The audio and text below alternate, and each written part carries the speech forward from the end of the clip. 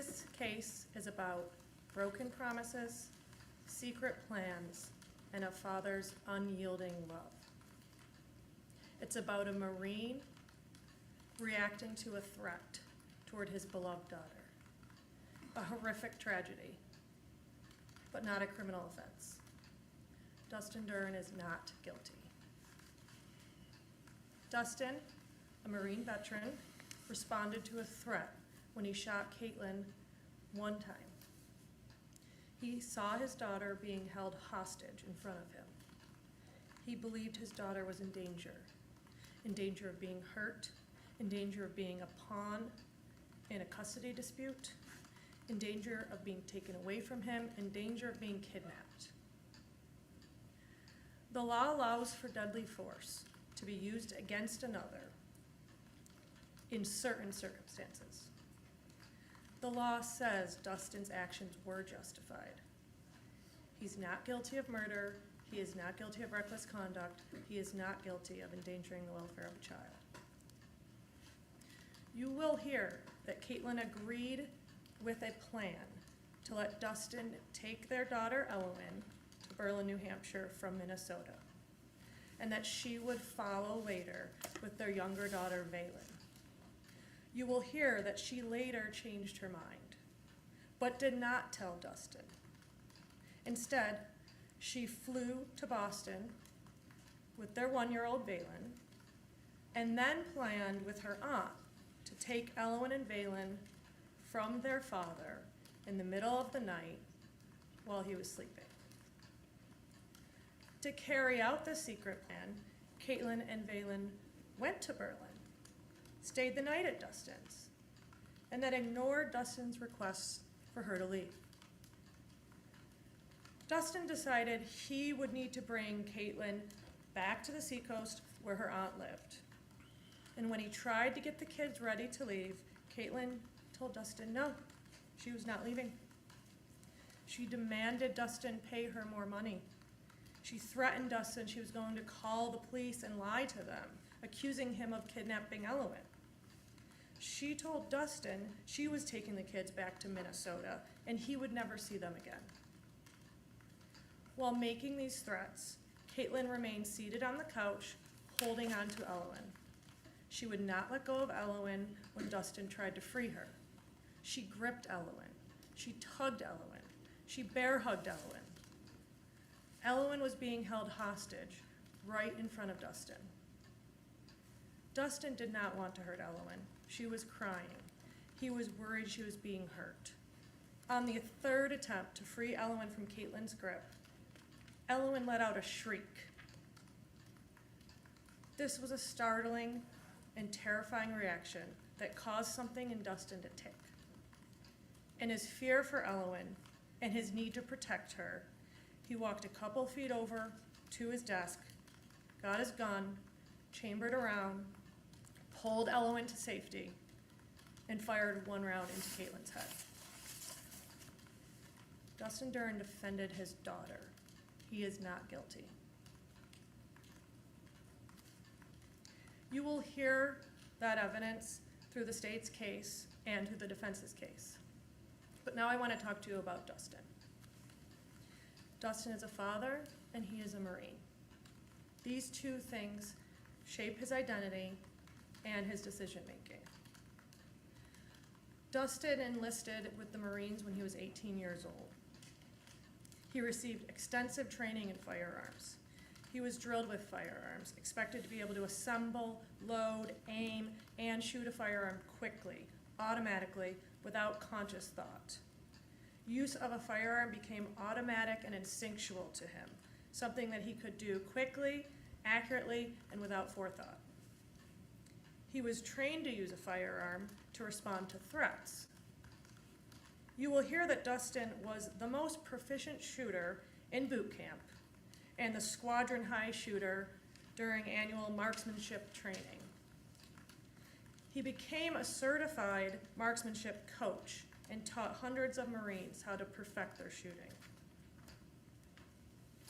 You will also hear that Dustin had been diagnosed with service-connected PTSD and has suffered bouts of depression in the past. Before meeting Caitlyn in 2019, Dustin felt like his life was meaningless. He had no real purpose, no real reason to live. But shortly after beginning a relationship with Caitlyn, she became pregnant with their first child. Dustin's mental health began to improve. He was beginning to believe he had a purpose, having a family. He and Caitlyn lived together at his parents' home. Soon after Eloan was born, they moved to Las Vegas and lived there together. Dustin was Eloan's primary caretaker. He and Eloan were bonded. At her very first Christmas, Caitlyn flew home to Minnesota, leaving Dustin and their 1-year-old Eloan behind. You will hear that Dustin's memory of that Christmas burns bright to this day. Dustin was feeling awful about the meager Christmas he could only provide for his daughter, but her pure joy that day shifted his whole mindset. He saw her big smile and her joy, and it was a pivotal moment in his life. He thought, this is my purpose, this is my life, Eloan. From that moment, it was like a whole world had changed. Dustin's view on everything had changed. His entire life turned to Eloan. The two were bonded. Eventually, Caitlyn became pregnant with their second child, Valen. She was born in Las Vegas in January of 2023. By July of 2023, Dustin and Caitlyn separated, and all four returned to Minnesota. Dustin moved back in with his parents. Caitlyn moved in with a friend. For several months, they tried co-parenting. After a few months of this arrangement, Dustin and Caitlyn came to a compromise in which they would both move to New Hampshire, but live separately. They decided that Dustin would travel by car to New Hampshire first, taking Eloan with him, and then Caitlyn would fly out later with 1-year-old Valen and leave her with Dustin. Caitlyn would then return to Minnesota for a few months to work and save some money, and then move to New Hampshire permanently in the early summer when she would have seasonal employment with her aunt Brenda in Hampton. Dustin prepared for the trip to New Hampshire. He found an apartment in Berlin and showed Caitlyn photos of the apartment. Caitlyn gave Dustin a bunch of Eloan and Valen's stuff to take with him. The day Dustin left, he picked Eloan up from where Caitlyn lived, at her friend's house, and Caitlyn willingly handed over Eloan. Caitlyn did not call the police, she did not report a kidnapping, she agreed to this plan. On their trip east, Dustin called and texted Caitlyn several times with updates. He sent pictures of Eloan. After Dustin got to New Hampshire, he and Caitlyn had several arguments over the phone about money. Caitlyn wanted to claim both girls on their taxes and wanted Dustin to send her money. Caitlyn threatened to call the police and falsely claim that Dustin had kidnapped Eloan and had taken her to New Hampshire without Caitlyn's permission. Dustin was worried that Caitlyn wouldn't bring Valen and that the girls would be separated. You will hear that when Caitlyn made this threat a few weeks before this incident, Dustin was alarmed. He called Caitlyn's mother. He called Caitlyn's father. He called the Berlin Police Department. He offered to let Caitlyn claim both girls on their taxes, paid for her plane ticket to New Hampshire, and sent her some money. 2 weeks later, Caitlyn and Valen did fly to Boston, as planned, on the 27th of February. Dustin knew when they would arrive in Boston, but no other details, because Caitlyn did not share those. He did not know how Caitlyn and Valen were getting to Berlin or when. He did not know if Caitlyn planned on staying in Berlin or where she would stay. He assumed she wanted to stay a couple days in Berlin to visit with Eloan and offered for her to stay with him and the girls, but Caitlyn declined this invitation. Caitlyn had other plans, secret plans she did not share with Dustin. You will hear about the plan that Caitlyn created with her aunt Brenda. Brenda will tell you that she lives in Hampton. She spoke to Caitlyn about her visit to New Hampshire. She will tell you that Caitlyn and Valen flew into Boston and shuttled to Seabrook, where Brenda and her friend picked them up. Brenda will tell you that Caitlyn and Valen spent the night in Hampton, and while there, Brenda and Caitlyn came up with a plan to take the kids from Dustin. Objection. Reproach. Yep.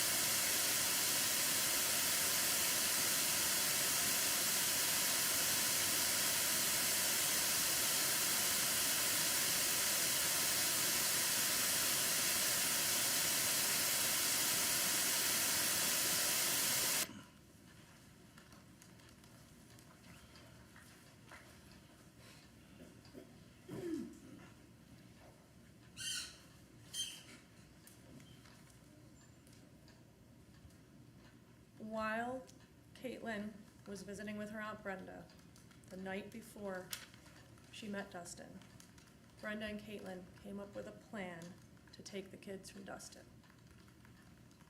Brenda will tell you that she agreed to bring Caitlyn and Valen to meet up with Dustin and Eloan, drop them off, and wait a day or two for Caitlyn to call her for a ride back with both of the girls.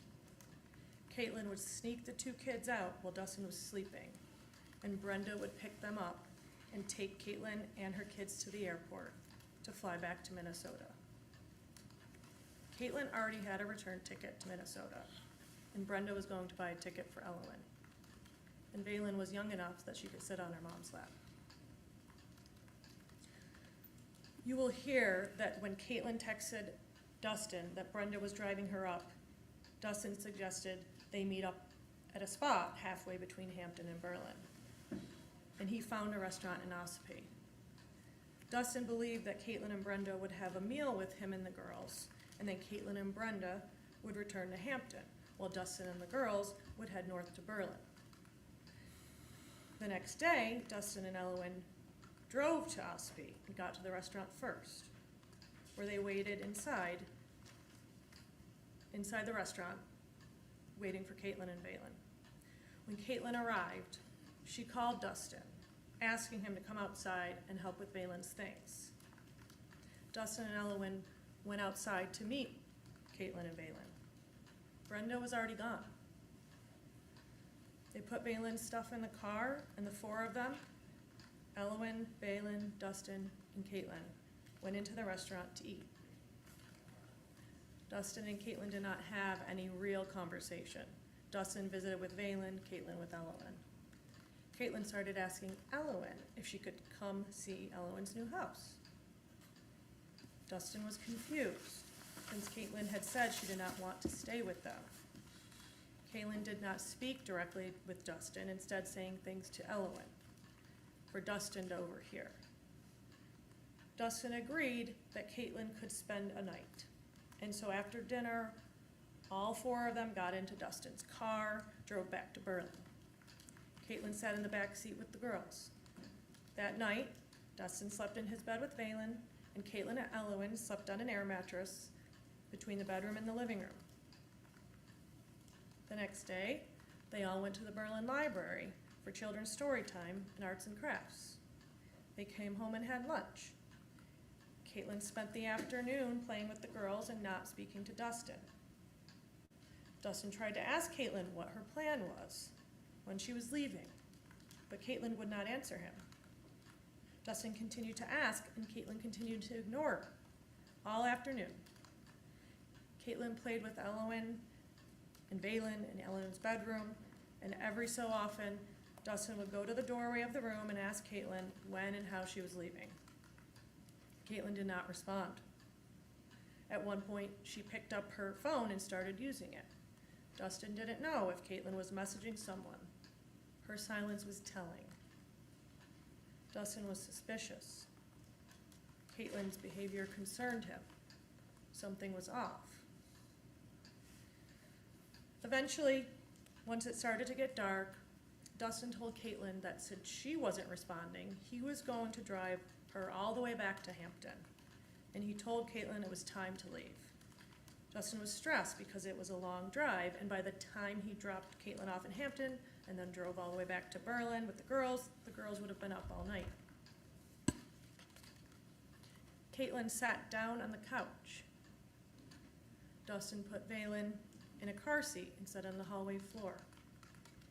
He went back into the living room and saw Caitlyn go over and pick up Eloan, return to the couch, and set Eloan on her lap.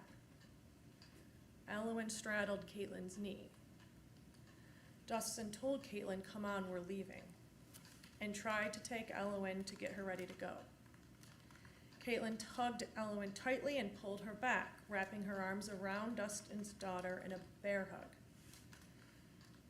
Dustin let go and asked Caitlyn to let go of Eloan, and Caitlyn said no. Dustin kept asking Caitlyn to let go of Eloan and get ready to leave. Caitlyn started demanding Dustin pay child support, give her $2,000 per month.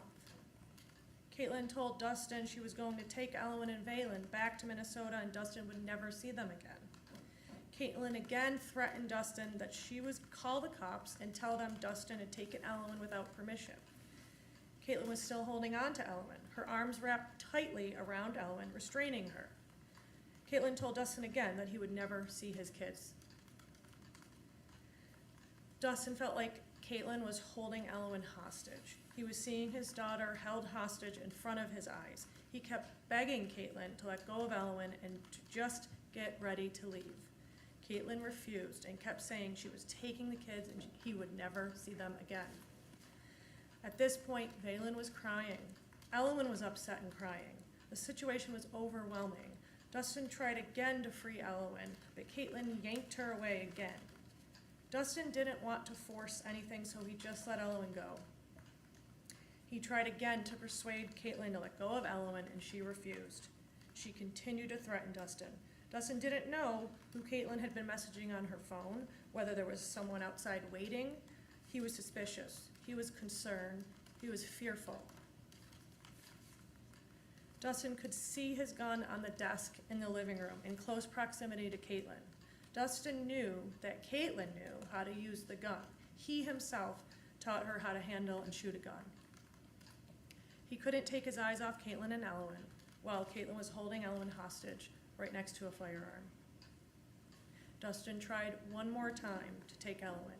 He tried to hold one of Caitlyn's wrists while wrapping his arm behind Eloan so that he could free Eloan from Caitlyn's bear hug. Caitlyn did not let go and instead got more aggressive. She braced her foot against the living room table and pulled back hard. Eloan screamed, a piercing cry like she was in pain. Immediately, everything felt extremely dire to Dustin, like Eloan was in immediate danger.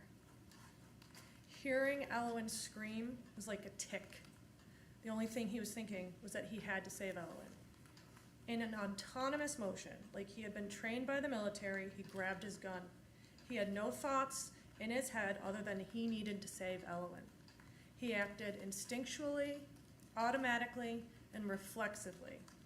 In less than 3 seconds, he grabbed the gun, pulled Eloan out of the way, and eliminated the threat, shooting Caitlyn in the head.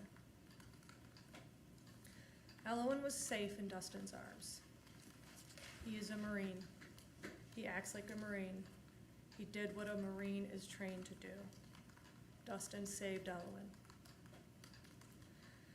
Dustin took the girls and left the apartment in his Subaru. He needed to make sure the girls were okay and to get out of that apartment. He didn't want Eloan to see anything. After driving south for about 2 hours, he stopped for gas in Concord. He called his mom and told her he shot Caitlyn. He asked for his dad to call the police. He also sent them a video of the girls in the car at that moment to show them the girls were safe. He said he was going to spend a few more hours with the girls before he turned himself in. And that's what he did. He spent a few more hours driving with, talking with the girls, making sure they were okay, making sure they knew he loved them, before turning around and driving back to New Hampshire. He planned to get breakfast with the girls before he turned himself in, but the police located him before he was able to do so. And you will see Dustin's arrest on video.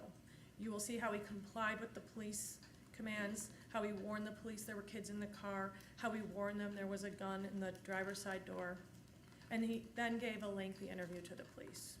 The state will probably show you Dustin's interview and what he told them after his arrest. This is a case about broken promises, secret plans, and a father's unyielding love.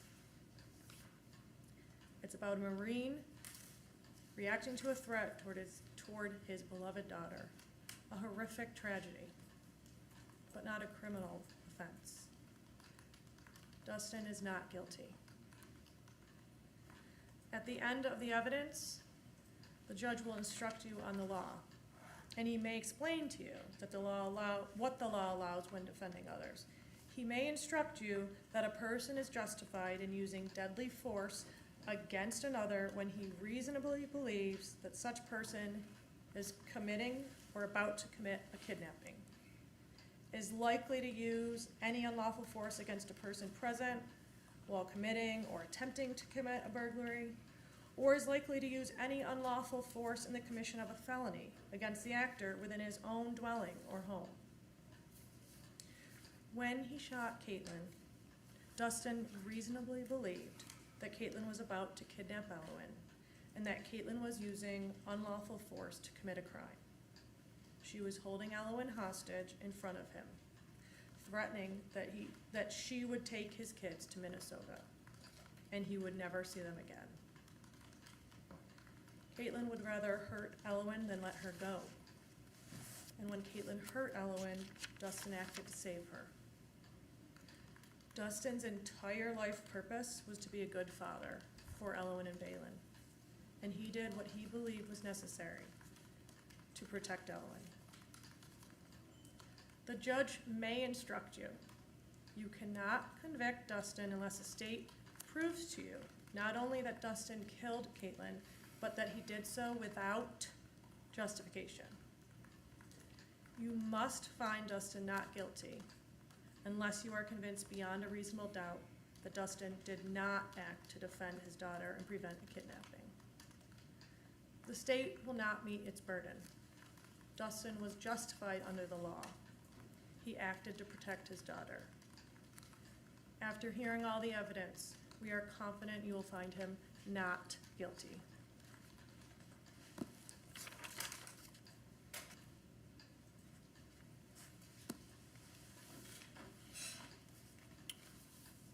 Okay, thank you. All right, members of the jury, as I said, we typically take a mid-morning break and a lunch break and a mid-afternoon break before we start with the first witness. I think it's appropriate right now to take a mid-morning break. I'm going to instruct you on several matters right now before we take our first break. First of all, as you heard me say before, you are not allowed to discuss any aspect of the case or any aspect of the evidence amongst yourselves until we get to the conclusion of the trial, until we finally get to deliberations. So it's extremely important that you not do that, and I instruct you not to do that.